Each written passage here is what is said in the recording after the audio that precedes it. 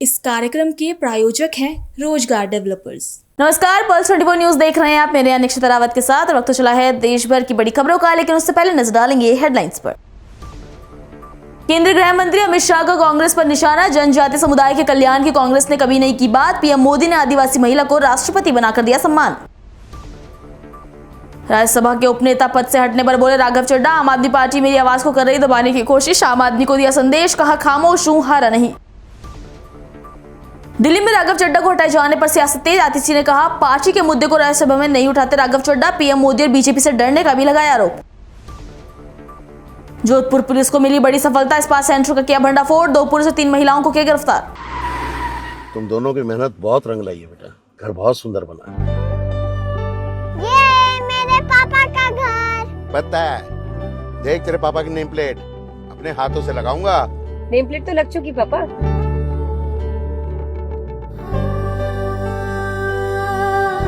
असल मेहनत तो आपने की है पापा, मुझे इस काबिल बनाने के लिए। वो जिंदगी भर किराए के मकान में रहे, लेकिन आज ये घर मेरा नहीं, ये है मेरे पापा का घर।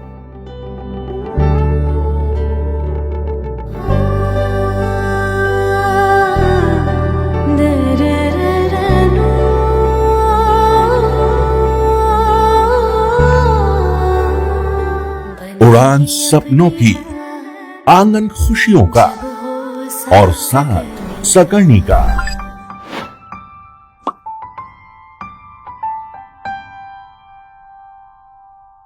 60 वर्षों से आपके साथ मनोरंजन और संस्कार का संगम, जाह्नवी मैगजीन। चलिए अब देखते हैं खबरें विस्तार से। असम के गोलपारा में केंद्रीय गृह मंत्री अमित शाह ने दुधनोई में एक जनसभा को संबोधित करते हुए कहा कि कांग्रेस पार्टी ने यहां आकर चुनाव लड़ने का काम किया, लेकिन कभी उन्होंने जनजातीय समुदाय के कल्याण की बात नहीं की। 75 साल हो गए थे, लेकिन कभी किसी आदिवासी महिला को उन्होंने राष्ट्रपति नहीं बनाया। केवल पीएम मोदी ने हमारी बहन द्रौपदी मुर्मू को महामहिम द्रौपदी मुर्मू बनाने का काम किया। कांग्रेस के जमाने से आजादी से 2013 तक आदिवासी समाज के विकास का बजट 25,000 करोड़ था। वहीं पीएम मोदी ने इसे बढ़ाकर 1,78,000 करोड़ करने का काम किया है। कांग्रेस पार्टी ने आज आकर यहां चुनाव लड़ने आते हैं, कभी जनजातियों के कल्याण की बात नहीं करी। 75 साल हो गए थे, मगर कभी कोई भी आदिवासी महिला को राष्ट्रपति उन्होंने नहीं बनाया। केवल मोदी जी ने हमारी बहन द्रौपदी मुर्मू जी को महामहिम द्रौपदी मुर्मू बनाने का काम हमारे नेता नरेंद्र मोदी जी ने किया है। मोदी जी ने आदिवासी समाज के कल्याण का बजट कांग्रेस के जमानों से, आजादी से 2013 तक आदिवासी समाज के विकास का बजट 25,000 करोड़ था। कितना था भाई? जोर से बोलो दीदी लोग, जोर से बोलो, कितना था? जोर से बोलो, कितना? 25,000 करोड़। मोदी जी ने इसको बढ़ाकर 1,38,000 करोड़ करने का काम हुआ। और देश भर के आदिवासी समाज को, जनजातियों को उनकी कला, उनकी संस्कृति, उनका खान पान, उनकी वेशभूषा, उनका संगीत, उनके नृत्य को मोदी जी ने विश्व भर में बढ़ाने का काम किया है। ये दुधनोई नदी जो है ना, इसको दूध की नदी कहते थे, इसलिए दुधनोई नाम पड़ा है। ये दीदी लोग ताली बजाते हैं, मगर डेयरी है एक भी है क्या? आप मेरी बात समझो, ये दोनों लोगों को चुनकर भेज दो। आसाम के हर जिले में एक बहुत बड़ी डेयरी और हर ट्राइब के घर में एक गाय और एक भैंस देने का काम भारतीय जनता पार्टी। भारतीय संसद का एक विशेष सत्र 16 अप्रैल से शुरू होकर 3 दिनों तक चलेगा, जिसमें लोकसभा सीटों की संख्या 543 से बढ़ाकर 816 करने के उद्देश्य से किए गए महत्वपूर्ण संवैधानिक संशोधनों पर ध्यान केंद्रित किया जाएगा। इस कदम का लक्ष्य महिला आरक्षण कानून के त्वरित कार्यान्वयन को सुगम बनाना है। इसी को लेकर कांग्रेस नेता जयराम रमेश ने प्रेस वार्ता की। उन्होंने बताया कि लोकसभा और राज्यसभा का 3 दिन का विशेष सत्र 16, 17 और 18 अप्रैल को होना तय है। 16 मार्च को संसदीय कार्य मंत्री किरण रिजिजू ने राज्यसभा में विपक्ष के नेता कांग्रेस अध्यक्ष मल्लिकार्जुन खड़गे को एक पत्र लिखा, जिसमें उन्होंने कहा कि वो कांग्रेस पार्टी के साथ चर्चा करना चाहते हैं, जिस पर कांग्रेस अध्यक्ष ने उसी दिन किरण रिजिजू को जवाब देते हुए कहा कि मुझे आपका पत्र मिल गया, लेकिन आप एक सर्वदलीय बैठक बुलाएं जिसमें सभी विपक्ष के नेताओं को भी बुलाना चाहिए।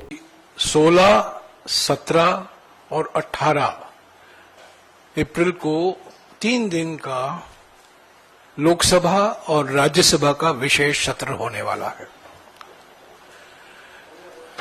आज मैं इस विशेष सत्र के बारे में कुछ बातें कहना चाहता हूं। पहली बात तो यह है कि 16 मार्च को किरण रिजिजू जी, जो पार्लियामेंट्री अफेयर्स के मंत्री हैं, वो नेता प्रतिपक्ष राज्यसभा और कांग्रेस अध्यक्ष मल्लिकार्जुन खड़गे जी को खत लिखते हैं कि हम कांग्रेस पार्टी से बातचीत करना चाहते हैं। कांग्रेस पार्टी से बातचीत करना चाहते हैं क्योंकि हम नारी शक्ति वंदन अधिनियम 2023 में कुछ संशोधन करना चाहते हैं। तो किरण रिजिजू से ये खत आता है 16 मार्च को, और 15 मिनट बाद उसी दिन खड़गे जी जवाब देते हैं किरण रिजिजू को कि आपका खत मिला है। ये सब खत मैं आपको दे दूंगा, ये खत मिला है, पर आप एक ऑल पार्टी मीटिंग बुलाइए, सारे विपक्ष पार्टियों को बुलाइए एक साथ, अलग बातचीत मत करिए, क्योंकि हम जानते हैं कि इनकी राजनीति बांटने में और राजनीति करने में कर रहा है, डिवाइड एंड रूल है। तो खड़गे जी ने सोच समझकर लिखा उनको कि आप एक ऑल पार्टी मीटिंग बुलाइए और इस ऑल पार्टी मीटिंग में बातचीत करेंगे। आपके ओर से क्या प्रस्ताव है आप लिखित में दीजिएगा, जुबानी प्रस्ताव नहीं चाहिए, आप लिखित में आपका क्या प्रस्ताव है अधिनियम को लेकर, संशोधन को लेकर, और हम बातचीत करेंगे। 24 मार्च को 8 दिन बाद सारे विपक्ष पार्टी, केवल तृणमूल इसमें शामिल नहीं था, पर तृणमूल सहमत थी इस खत से। राहुल जी, खड़गे जी, सभी नेताओं ने किरण रिजिजू को वापस खत लिखा कि आप कॉन्स्टिट्यूशनल अमेंडमेंट करना चाहते हैं, 30 महीने बाद आपको ज्ञान आया है कि संशोधन की जरूरत है, उसके बारे में मैं बातचीत करूंगा, पर आप एक ऑल पार्टी मीटिंग फिर से बुलाइए।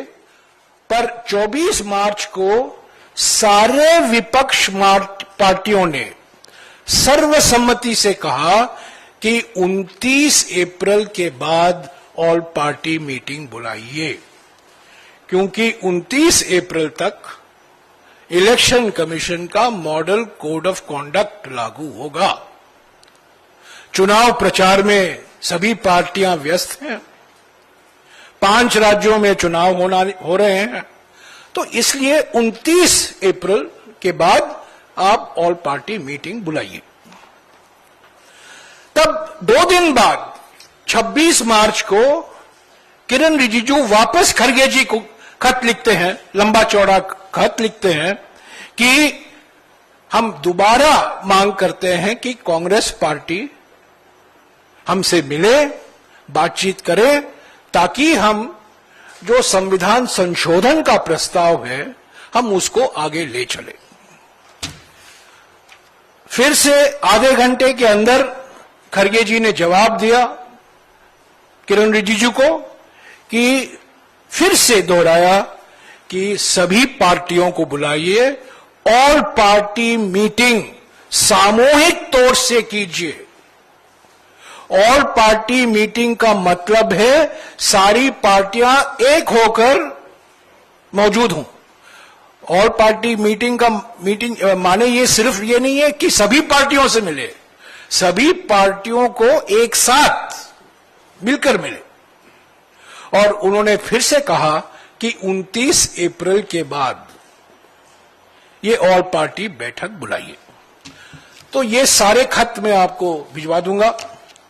16 मार्च से लेकर 26 मार्च तक ये रिजिजू जी से खरगे जी को और खरगे जी से रिजिजू को ये खत आते रहे, जवाब जाता गया। पर सरकार तो पहले से ही मन बना दी थी।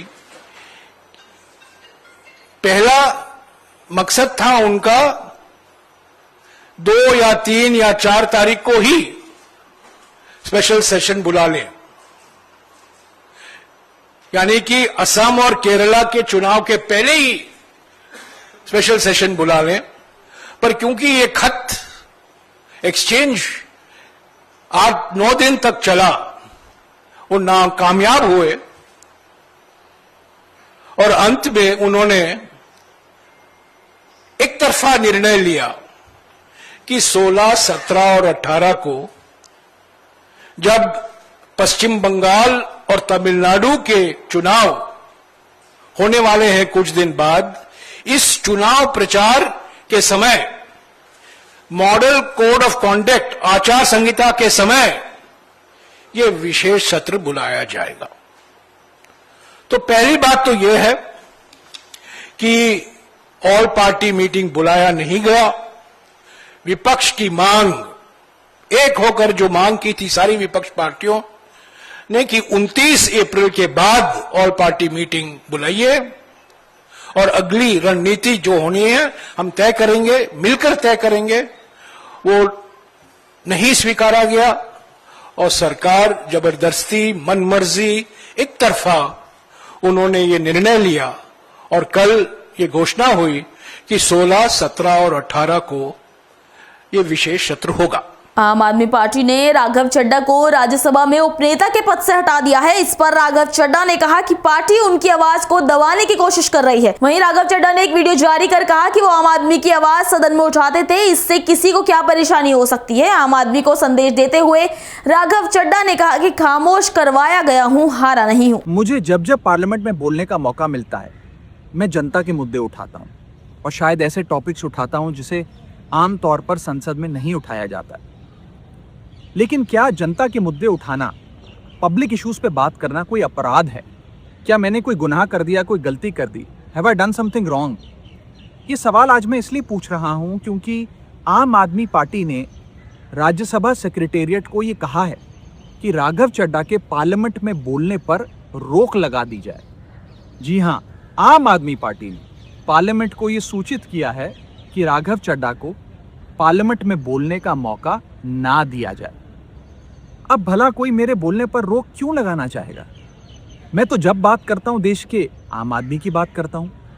एयरपोर्ट पर मिल रहे महंगे खाने की बात रखी, जोमैटो ब्लिंकिट के डिलीवरी राइडर्स की प्रॉब्लम रखी, खाने में मिलावट का मुद्दा उठाया, टोल प्लाजा लूट से लेकर बैंक चार्जेस लूट की बात करी, यहाँ तक कि मिडिल क्लास पे टैक्स के बोझ से लेकर कंटेंट क्रिएटर्स पर स्ट्राइक क्यों करी जाती है, टेलीकॉम कंपनियां कैसे 12 महीने में 13 बार हमसे रिचार्ज कराती हैं, डेटा रोल ओवर नहीं देती हैं, रिचार्ज खत्म होने के बाद इनकमिंग रोक देती है, तमाम इश्यूज मैंने सदन में उठाए। और ये मुद्दे उठाने के बाद देश के आम आदमी का तो फायदा हुआ, लेकिन इससे आम आदमी पार्टी का क्या नुकसान हुआ? भला कोई मुझे बोलने से क्यों रोकना चाहेगा? कोई मेरी आवाज को क्यों बंद करना चाहेगा? खैर, आप लोग मुझे अनलिमिटेड प्यार देते हैं। मैं जब जब आपके मुद्दे उठाता हूं आप मुझे सपोर्ट करते हैं, मुझे शाबाशी देते हैं, मेरा हौसला बढ़ाते हैं। मैं आपको कहना चाहता हूँ थैंक यू। ऐसे ही मेरा हाथ और मेरा साथ थामे रखिएगा, छोड़िएगा मत। मैं आपसे हूँ और मैं आपके लिए हूँ। और जिन लोगों ने आज पार्लियामेंट में मेरे बोलने का अधिकार मुझसे छीन लिया, मुझे खामोश कर दिया, मैं उन्हें भी कुछ कहना चाहता हूँ। मेरी खामोशी को मेरी हार मत समझ लेना, मेरी खामोशी को मेरी हार मत समझ लेना। मैं वो दरिया हूँ जो वक्त आने पर सैलाब बनता है। जय हिंद। रुक करेंगे अगली खबर का। दिल्ली में राघव चड्ढा को उपनेता के पद से हटाए जाने के बाद राजनीतिक सरगर्मियां तेज हो चुकी हैं। इसी को लेकर नेता प्रतिपक्ष आतिशी ने कहा कि आज हमारा देश एक संकट के दौर से गुजर रहा है। लोकतंत्र और संविधान पर हमले हो रहे हैं, लेकिन राघव चड्ढा सदन से वॉकआउट करने से मना कर देते हैं। एलपीजी संकट हर आम आदमी की जिंदगी पर असर डाल रहा है। जब पार्टी राघव चड्ढा से इस मुद्दे पर बोलने को कहती है तो वो बोलने से मना कर देते हैं। वो बीजेपी और पीएम मोदी के खिलाफ बोलने से डरते हैं।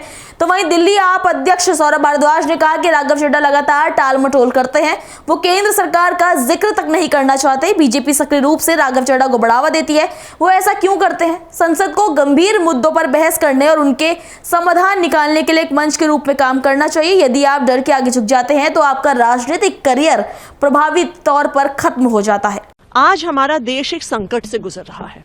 लोकतंत्र पर, संविधान पर हमला हो रहा है। हमारी आंखों के सामने वेस्ट बंगाल का इलेक्शन चुराया जा रहा है। गलत तरीके से वोट काटे जा रहे हैं। बीजेपी के कार्यकर्ता गलत तरीके से वोट बनवा रहे हैं। एडमिनिस्ट्रेशन पे कैप्चर हो गया है। दिल्ली में भी यही हुआ था। आज लोकतंत्र पे हमला हो रहा है। पूरा विपक्ष उसके खिलाफ आवाज उठा रहा है। टीएमसी एक इम्पीचमेंट मोशन लेके आती है, लेकिन राघव चड्ढा जी उस पर साइन करने से मना कर देते हैं। विपक्ष लोकतंत्र पे हो रहे हमले के मुद्दे पे वॉकआउट करती है संसद से, राघव जी वॉकआउट करने से मना कर देते हैं। गुजरात में आम आदमी पार्टी के कार्यकर्ताओं पे झूठे केस करके बीजेपी की पुलिस उनको जेल में डाल रही है, राघव जी उस पर आवाज उठाने से मना कर देते हैं। आज मोदी जी ट्रंप के सामने झुक गए। उस वजह से एलपीजी का संकट एक एक आम आदमी की जिंदगी को प्रभावित कर रहा है। लेकिन जब पार्टी राघव जी को उस पर बोलने को कहती है तो वो मुंह में दही जमा के बैठ जाते हैं। तो ये क्या दिखा रहा है? ये दिखा रहा है कि आज राघव जी बीजेपी पे सवाल उठाने से डर रहे हैं, मोदी जी के खिलाफ आवाज उठाने से डर रहे हैं। और शायद आज ऐसा लगता है कि 2 साल पहले जब अरविंद केजरीवाल जी की गिरफ्तारी हुई थी तो उन्होंने जिस प्रकार से कहा था कि मेरी आंखों का ऑपरेशन है, इस वजह से मैं भारत से बाहर हूं, शायद तब भी वो मोदी जी से डर गए थे। आपने बोला कि डर रहे हैं, क्या रीजन है डरने का? उनको क्या रीजन हो सकते हैं? देखिए, रीजन तो सबके सामने है। बीजेपी का एक तरीका है कि जो उनके खिलाफ बोलता है उस पर ईडी का केस होता है, उस पर सीबीआई का केस होता है, उस पर फर्जी आरोप लगाए आते हैं, उसको जेल भेजा जाता है, जो आम आदमी पार्टी के सारे नेताओं के साथ हुआ। आज भी गुजरात में वही हो रहा है। मुझे ऐसा लगता है कि शायद जिस तरह से विपक्ष के इतने नेता डर गए और कूद के बीजेपी में चले गए, शायद अगला नंबर हो सकता है राघव जी का। आप ये कह रहे हैं कि राघव चड्ढा बीजेपी ज्वाइन कर सकते हैं?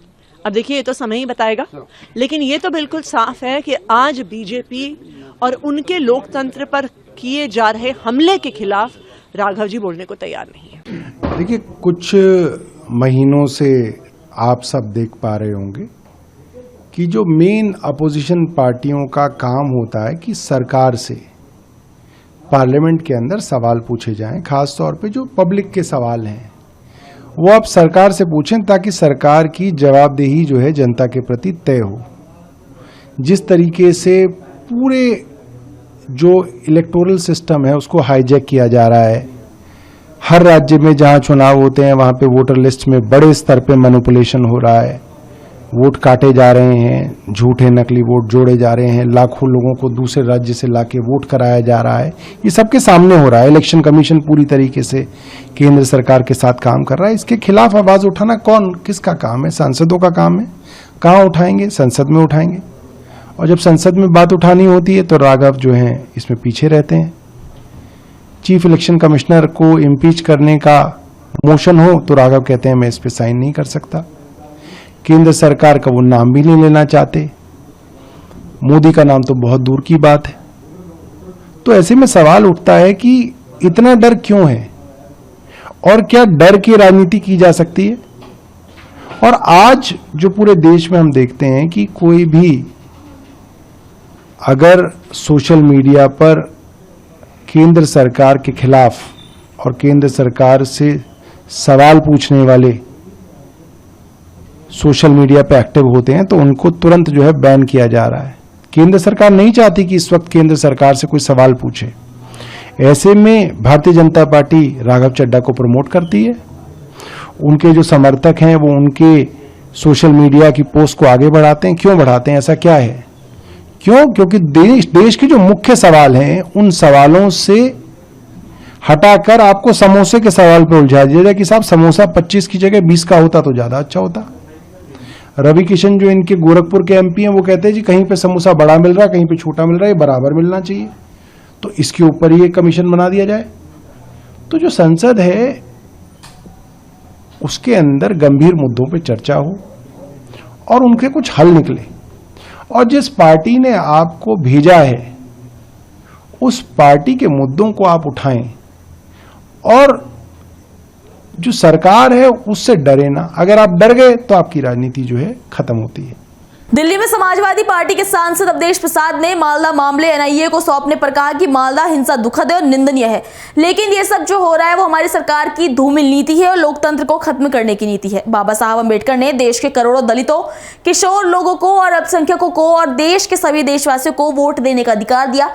यह अधिकार कीमती अधिकार है, लेकिन अफसोस के साथ कहना पड़ रहा है कि इस अधिकार को बीजेपी सरकार समाप्त करना चाहती है। देखिए, मालदा हिंसा जो है ये दुखद है, निंदनीय है, लेकिन जो सब जो बातें हो रही हैं वो हमारी ये सरकार की ये ढुलमुल नीति और लोकतंत्र को खत्म करने की नीति। बाबा साहब भीमराव अम्बेडकर ने इस देश के करोड़ों करोड़ों दलितों को, करोड़ों करोड़ों पिछड़े लोगों को, करोड़ों को अल्पसंख्यकों को और देश के सभी सम्मानित देशवासियों को वोट देने का अधिकार दिया। ये अधिकार बहुत कीमती अधिकार है।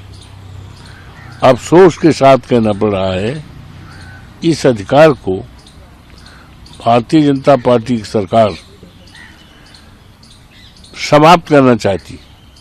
आपने देखा होगा जिसको लेकर पिछले मानसून सत्र में हमारे नेता आदरणीय अखिलेश यादव जी ने हम लोगों को लेकर के, समाजवादी पार्टी के समस्त सांसदों को लेकर के चुनाव आयोग से मुलाकात करने का और इस विसंगति को दूर करने का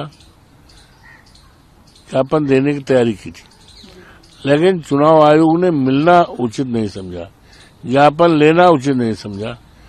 आज किसी देश में लोकतंत्र कितना सफल है उसका अंदाजा लगाया जा सकता है कि उस देश में चुनाव आयोग कितना निष्पक्ष है और कितना स्वतंत्र है। लेकिन अफसोस के साथ कहना पड़ रहा है कि हमारे देश का जो चुनाव आयोग है न तो निष्पक्ष है न स्वतंत्र है, बल्कि सरकार के साथ गठजोड़ करके, सरकार के साथ कदम से कदम मिला करके ये चल रहा है, जो लोकतंत्र की स्वस्थ परंपरा के विपरीत है। जिसको लेकर समय समय पर हमारे नेता माननीय अखिलेश यादव जी और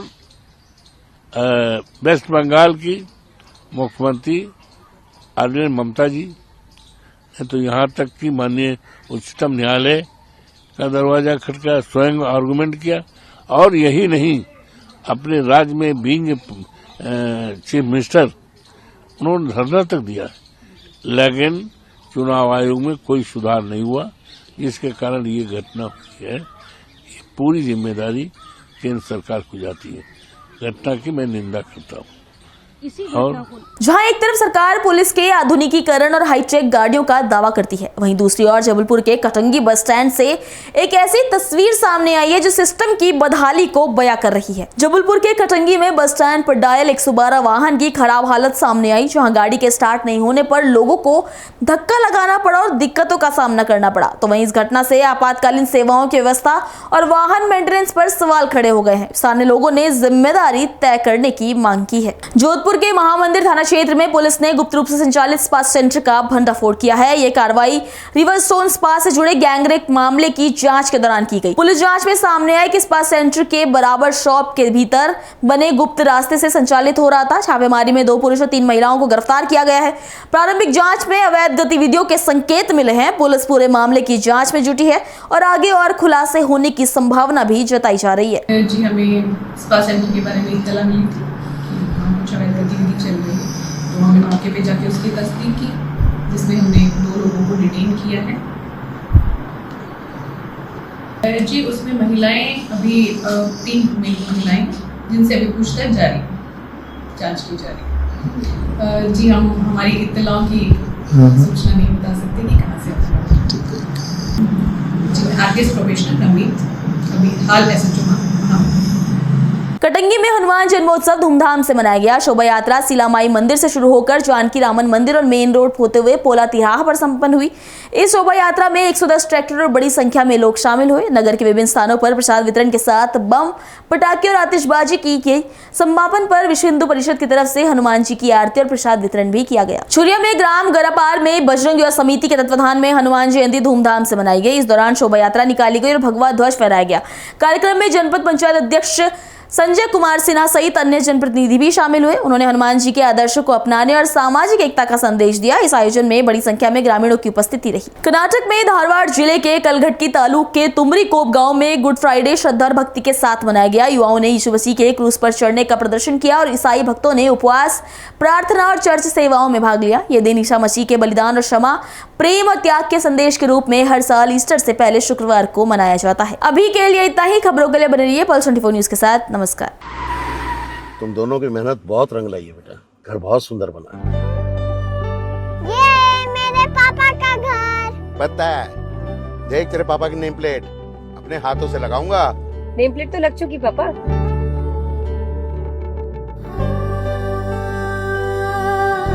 असल मेहनत तो आपने की है पापा, मुझे इस काबिल बनाने के लिए। वो जिंदगी भर किराए के मकान में रहे, लेकिन तो आज ये घर मेरा नहीं, ये है मेरे पापा का घर।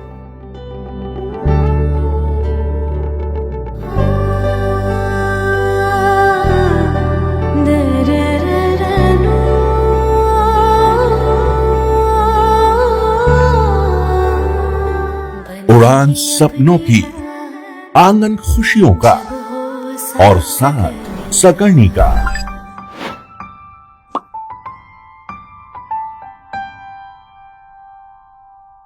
60 वर्षों से आपके साथ मनोरंजन और संस्कार का संगम, जाह्नवी मैगजीन। इस कार्यक्रम के प्रायोजक थे रोजगार डेवलपर्स।